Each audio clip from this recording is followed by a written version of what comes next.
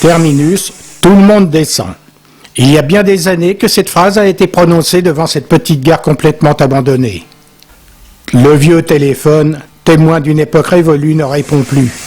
Les locomotives à vapeur, elles aussi, sont tombées en désuétude. Ici, il n'y a plus de vie. L'ambiance joyeuse des wagons remplis de voyageurs ne sont plus que souvenirs. Un lourd silence plane sur la petite gare. Le rugissement des machines crachant leur fumée noirâtre font place au sifflement merveilleux des oiseaux.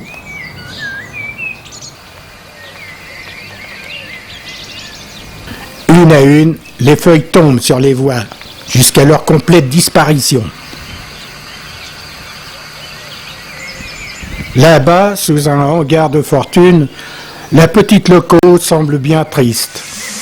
Elle pourrait assurer encore de petits voyages comme autrefois, mais l'heure est aux machines ultra rapides, ce qui réduit certes les distances, mais supprime malheureusement le côté poétique du voyage.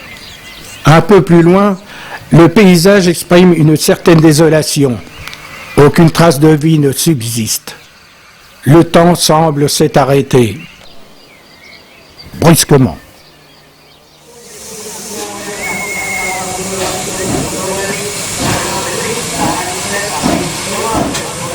Nous sommes à Zvolen, petite ville de Slovénie.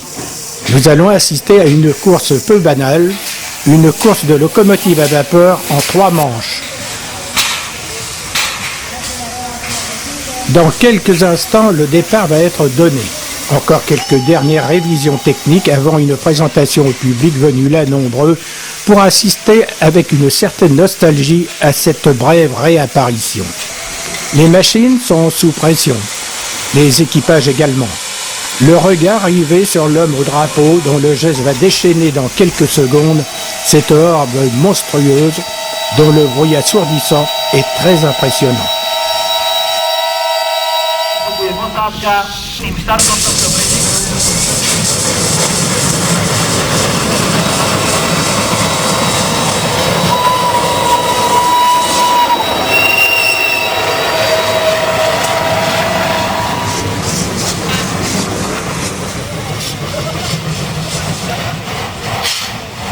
Un jury note avec impartialité les résultats. C'est maintenant le départ de la 2e manche.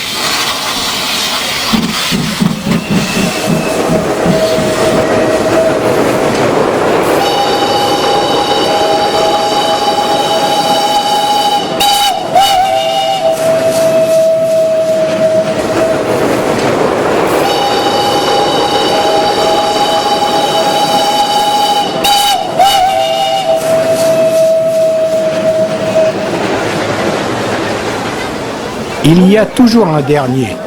Des problèmes techniques vont obliger à renoncer. Les machines prennent place pour la dernière manche.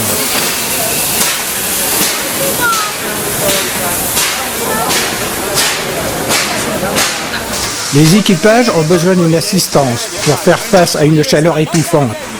Les camarades présents les encouragent à rassembler leurs efforts pour cette épreuve finale.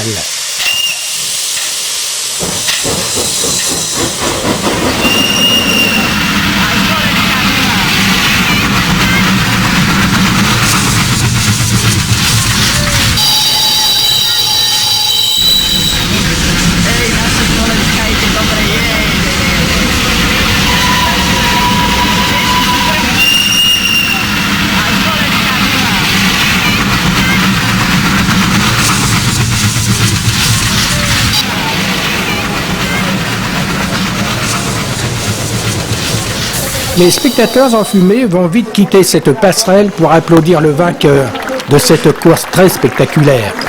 Cette journée a donné l'occasion à ces hommes de renouer pendant quelques heures avec le passé.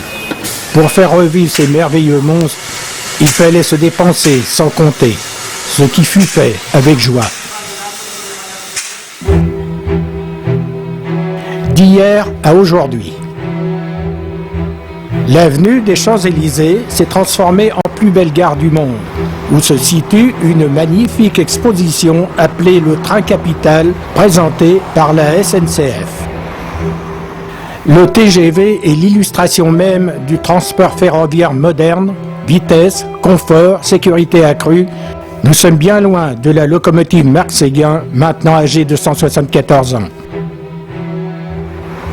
L'exposition Train Capital attire un grand nombre de Parisiens. Également nombreux sont ceux venus de province pour admirer cette présentation unique qui restera pour tous une invitation au voyage.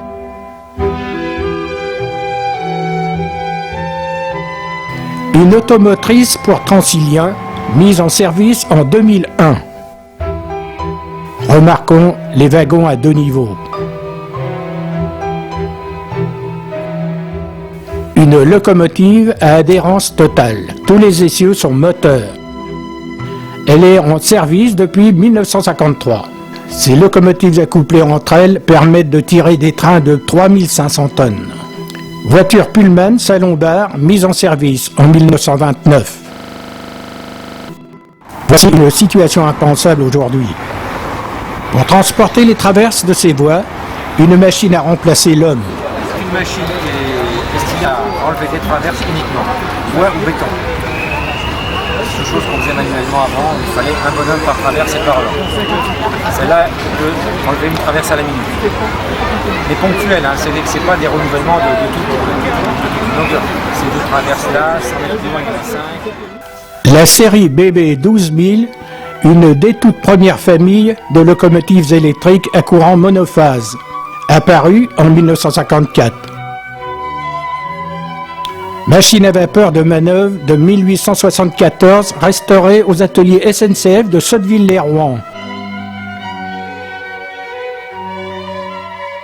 Voiture de banlieue à impériale ouverte de 1891. La SNCF, c'est près de 150 métiers. Des métiers souvent peu connus, mais nécessaires pour assurer quotidiennement la circulation de milliers de trains, fret et voyageurs. Locomotive à vapeur Crampton, mise en service en 1852 à Chaillot, près de Paris. Fin de service 1914. Restaurée aux ateliers d'Épernay. Locomotive à vapeur Saint-Pierre de type Budicom, construite à Sotteville-lès-Rouen en 1844. Poids 17 tonnes. Elle est robuste. Elle est restée en service pendant 65 ans. Vitesse 60 km/h.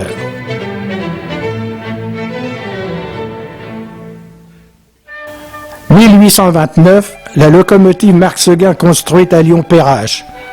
Poids 9 tonnes, capable de remorquer des trains de 19 tonnes à 7 km/h. Petits et grands ont apprécié cette grande rencontre avec la SNCF d'hier et d'aujourd'hui. Dans quelques jours, un train va remonter les Champs-Élysées de la place de la Concorde à l'avenue Georges V, à la vitesse de 3 km/h. Honneur suprême pour ce beau cheval de fer qui, au fil des années, a été et restera un fidèle serviteur de l'homme.